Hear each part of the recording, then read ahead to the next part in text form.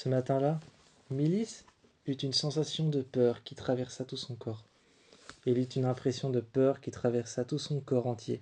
Ce n'était pas le genre de peur qu'on avait quand on loupait un avion, un vol qu'on avait préparé depuis des années, ou le genre de peur qu'on avait quand on loupait notre arrêt de bus, qu'on loupait notre bus, ou alors qu'on loupait encore notre Uber ou notre taxi. Ce n'était pas ce genre de peur-là quand on loupait quelque chose pour aller quelque part et qu'on savait précisément où est-ce qu'on voulait aller. Ce n'était ni même le genre de peur classique quand on regarde un film d'horreur, c'était plus le genre de peur, une inquiétude pour quelqu'un. Alors il s'est mis directement à regarder le lit de Thomas qui était en train de dormir sur le côté. Thomas était en train de dormir sur le côté, se rapprochant un petit peu plus du mur. En se rapprochant un petit peu plus du mur, il avait expliqué qu'il faisait ça parce qu'il ne dormait jamais dans le lit de Milice. Chacun respectait son intimité et pourtant ils étaient amoureux. Chacun respectait son intimité. Milice est venue et lui a dit Thomas, Thomas, Thomas en frappant un petit peu contre son épaule. En le réveillant, en gardant ses mains contre son épaule, il lui dit Thomas, Thomas, Thomas, réveille-toi. Thomas s'était retourné et lui avait dit Quoi? Qu'est-ce qu'il y a? D'une voix un peu embêtée. Milice, qui avait l'air horrifié, le regardait et lui dit T'es sûr que tout va bien? Il s'était inquiété et s'est assis sur le lit, en lui demandant T'es sûr que tout va bien? Thomas s'asseyait à côté de lui, en lui demandant Qu'est-ce qu'il y a? Qu'est-ce qui se passe? T'as ressenti quelque chose? Il s'est passé quelque chose? Il lui expliqua alors que non, mais qu'il avait ressenti une sensation de peur, comme si quelque chose allait lui arriver, et qu'il voulait savoir si tout allait bien. Thomas lui expliqua alors la main dans le dos, juste un geste affectueux pour pouvoir lui dire que tout allait bien, que tout allait très bien, que rien ne s'était passé, qu'il avait bien dormi, qu'il avait fait des rêves agréables, qu'il avait rêvé d'eux, du jour où il est arrivé ici et qu'il a commencé à lui montrer les plusieurs bâtiments. Il a commencé à parler de ça. Et lorsqu'ils se sont habillés pour aller en cours, Thomas lui a raconté de quoi il a rêvé. Du premier jour où Milice est arrivée et lui a montré les plusieurs bâtiments, le petit nouveau, qui venait d'arriver. C'était lui qui venait d'arriver. Et pourtant, il arrivait de ça. Il arrivait de ça à l'un des plus beaux moments. Pourtant, c'est ce qu'a fait Milice, même si c'était lui le petit nouveau, c'est lui qui lui a montré les différents bâtiments. Comment est-ce qu'il avait réussi à faire ça, même si c'était lui le petit nouveau? Simplement parce qu'il s'était renseigné avant de partir. Avant de partir de chez son père, le jour où il a eu un gros problème avec lui et qu'il ne lui a plus parlé. Il lui a dit ses dernières paroles, ses 4 vérités, et est parti avec sa voiture. Avec sa Golf blanche, il est parti et est arrivé là. Il s'était renseigné une dernière fois sur son GSM et avait trouvé Thomas avec ses affaires. Ensuite, il lui a montré l'entièreté des bâtiments.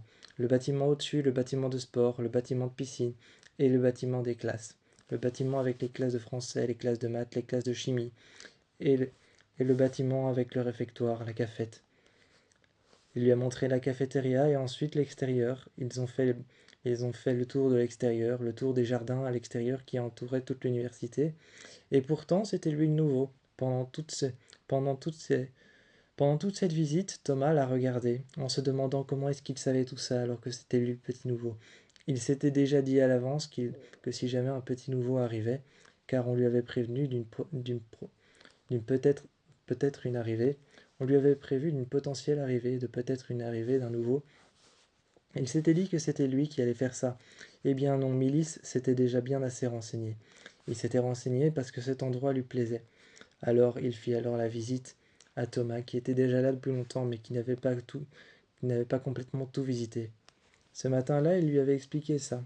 Il lui avait expliqué qu'il avait rêvé de leur première rencontre, mais de manière beaucoup plus détaillée, comme si certains détails s'étaient ajoutés simplement. Milice s'est assis à côté de lui et lui a dit Ces détails qui se sont installés dans tes rêves, qui se sont ajoutés de manière simple et efficace. Peut-être que tu voulais simplement qu'ils soient faits le jour où je t'ai rencontré, le jour où je t'ai fait visiter l'université. Peut-être que ces détails qui sont ajoutés, tu voulais les faire toi, ou alors peut-être que tu voulais qu'ils existent. Milice s'est relevée en disant « Mais ils n'ont pas existé », en enfilant un t-shirt, en prenant son sac et en préparant ses affaires. Une fois arrivé à la salle de classe, ils ont poussé la porte. Tous les autres élèves qui étaient installés étaient en train de les regarder, tous les deux qui arrivaient en retard. Ils s'excusèrent devant la prof. Enfin, Thomas était déjà assis, réservèrent une place à Milice, et Milice plaça son sac derrière sa chaise. Il s'installa juste à côté de Thomas. Tous les deux s'embrassèrent devant toute la classe, sans penser qu'ils allaient peut-être les regarder ou que c'était même interdit. Ils s'en foutaient car les règles ici, il n'y en avait pas réellement. Les règles, il y en avait, mais elles existaient pour ne pas exister. À cet instant-là, ils s'embrassèrent et le cours commençait. Le cours commençait et une certaine alchimie d'élèves entre deux. Une alchimie qui n'était plus une alchimie d'amoureux, mais une alchimie d'élèves qui commençait entre deux, et le cours a commencé. Lorsqu'il a commencé, la prof a montré le tableau et a commencé a commencé à dessiner à la latte des graphiques, a commencé à écrire à côté à la craie, avec plusieurs couleurs différentes, vert, jaune, rouge. À écrire à la craie au tableau, elle a commencé finalement à faire tomber le panneau. Elle a fait tomber le panneau de. Quand elle a fait tomber le panneau de tissu, elle l'a ramené vers le bas. Elle l'a ramené juste devant le tableau à la craie noire. A dit qu'ils y reviendraient juste après. Et a allumé le projecteur. Quand elle a allumé le projecteur et fait tomber le panneau, qu'elle l'a redressé juste devant, elle a allumé le projecteur derrière. Et le même schéma qu'elle avait dessiné sur le tableau était installé sur le projecteur. Tous les deux étaient en train de regarder le projecteur, comme si c'était beaucoup mieux que le tableau. Comme si c'était beaucoup mieux que le tableau à la craie, tous les élèves regardaient le projecteur, projeter ce qu'elle avait fait, ce qu'elle avait dessiné au tableau, mais qu'elle avait réécrit et refabriqué sur une feuille en plastique transparente qu'elle avait fait dans la salle des profs. La feuille en plastique à l'arrière faisait ce bruit de rebondissement, un peu comme de l'eau qui se mettait à bouillir. Tous les deux se retournèrent avec un sourire aux lèvres, parce que ce bruit était agréable, satisfaisant et en même temps drôle. La prof était en train d'installer les pages transparentes en plastique qui faisaient ce bruit de rebondissement, ce bruit qui était un peu aérien, et ils regardaient les pages installées les unes sur les autres, et puis qui finalement formèrent un graphique très expliqué.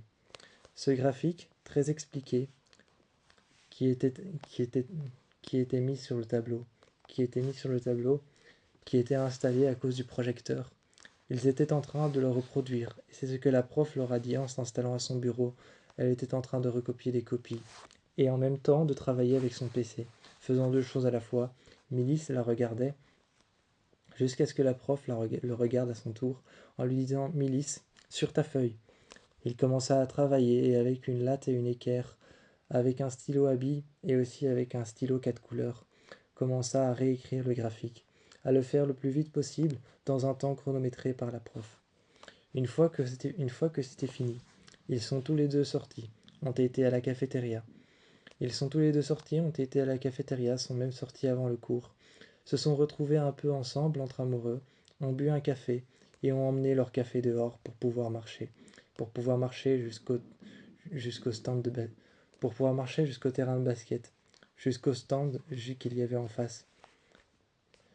Jusqu'au stand qu'il y avait en face, ils ont marché. Là où il y avait un petit fast-food, ils se sont commandé quelque chose à manger et ont été mangés à l'intérieur du terrain de basket, à l'endroit même où il avait trouvé Thomas quand il était arrivé avec sa polo.